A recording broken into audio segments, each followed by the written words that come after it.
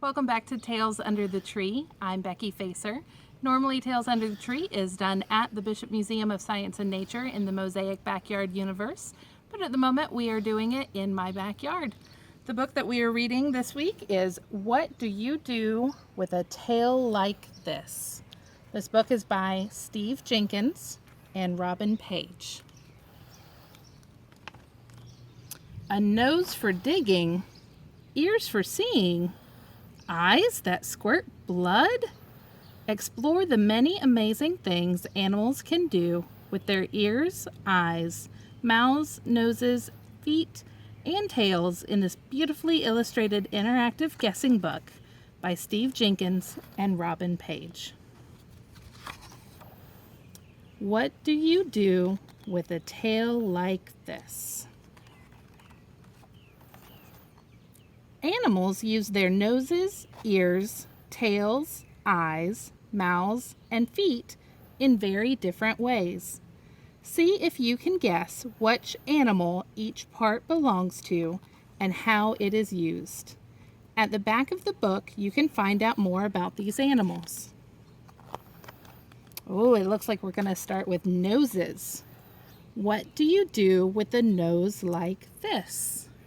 Let's take a look and see what you think they belong to. What kind of animal do you think that is? How about that one? That's an unusual nose. This nose is really long. This one has whiskers on it. This one also has something that looks like it's meant for feeling. Let's take a look and see.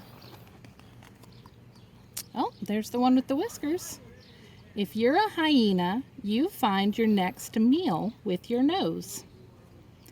If you're a platypus, you use your nose to dig in the mud. Oh, that must have been the long one right there. If you're an elephant, you use your nose to give yourself a bath. If you're a mole, you use your nose to find your way underground. If you're an alligator, you breathe through your nose while hiding in the water. What do you do with ears like these? There's the ears. Those ears look like the animal's hanging upside down. That doesn't even look like ears, does it? That looks like a leg. Those ears are really big. I don't see any ears here. But some animals don't actually have external ears. They just have an ear opening. But they still have those ear bones on the inside. Let's see. There we go. Those must have been the really long ears. Were you right? Did you know what it belonged to? If you're a jackrabbit, you use your ears to keep cool. If you're a bat, you see with your ears. They use echolocation to hear things. If you're a hippopotamus, you close your ears when you're underwater. That's smart. That way they don't get water in there. If you're a cricket, you hear with ears that are on your knees. How funny is that?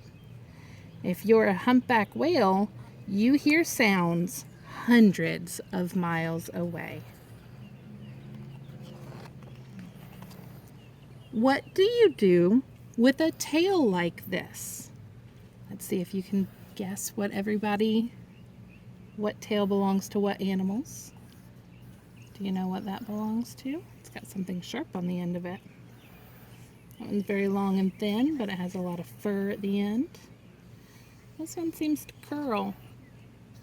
Very long green tail. And that one's got a very iconic stripe. I wonder if you know who that belongs to. All right, let's see. If you're a giraffe, you brush off pesky flies with your tail. They use that fly to swat, or use the tail to swat the flies away. If you're a skunk, you lift your tail to warn that a stinky spray is on the way. If you're a lizard, you break off your tail to get away. They can do that if a predator's coming after them. If you're a scorpion, your tail can give a nasty sting, so it helps protect them. If you're a monkey, you hang from a tree by your tail. That's what's called a prehensile tail. It means they can wrap around and grab things with it. What do you do with eyes like these?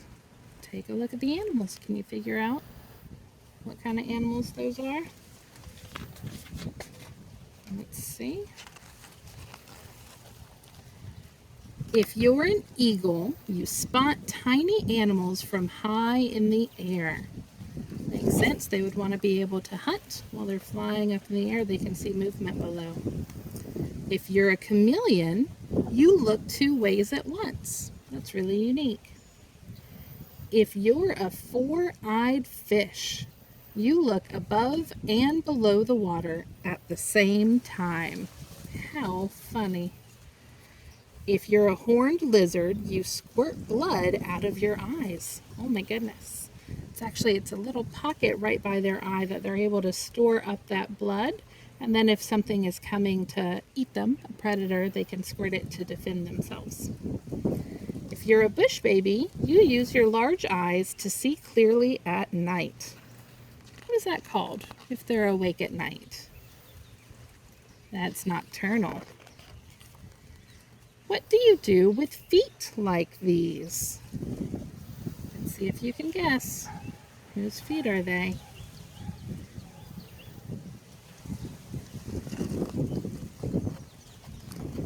If you're a chimpanzee, you feed yourself with your feet.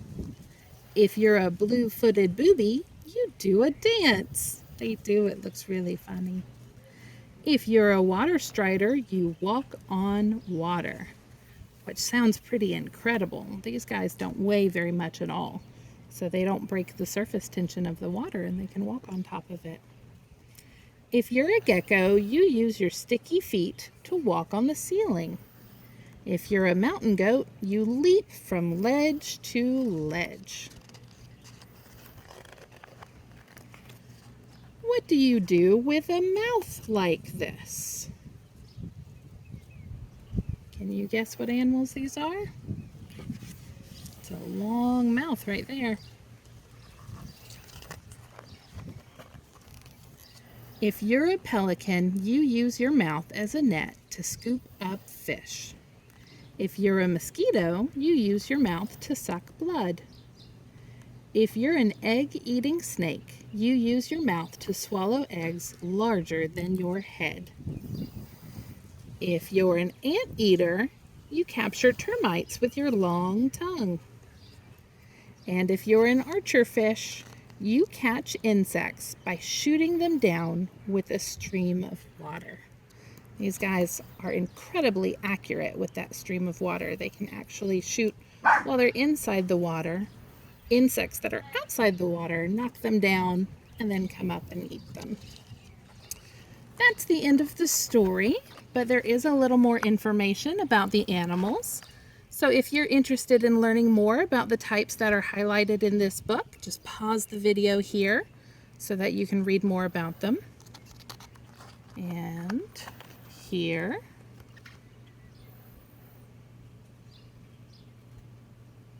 And then I have a challenge for you. So in this video, there were a couple animals that we saw that have prehensile tails. They wrap around and grab things with it. So I have a craft for you to make at home to make your own animal with a prehensile tail. You just need a few things. You need to have some paper. You need to have something to color with, either crayons, colored pencils, anything like that would work. You need to have some pipe cleaners, also called chenille stems. You need to have some of those because that's what's actually going to do the grabbing. And then you need to have scissors, which my scissors just fell down. But what you do is you pick your animal that you want to draw. It could be a monkey. They have prehensile tails. It could be I did a chameleon, which is a type of lizard that has a prehensile tail. You could do an opossum if you'd like, but you're going to draw it on here. Don't worry about how it looks, as long as it makes you happy. It's great. And then you're going to use your scissors, cut it out, and you're going to take the end by where the tail would be. I didn't draw a tail on mine. You're going to poke a little hole in there. Then you're going to take your chenille stems, you're going to feed it through that hole, and you are going to create a tail for your animal. So here's my chameleon. right here. He's a veiled chameleon. They have these little parts at the top of their head. And I poked a hole. I just used a little pencil, a sharpened pencil, poked it through there. Depending on how many of these stems you use, you might want the hole to be a pretty decent size. So I fed the stems through there, looped it around the back so that it was secure, and then I curled his tail just a little bit so that he could hold on to things. So you can go outside and play with your animal and let it hang on to different plants or other things outside. Thank you for joining us today. I hope you enjoyed the story, and we'll see you again next week. Bye.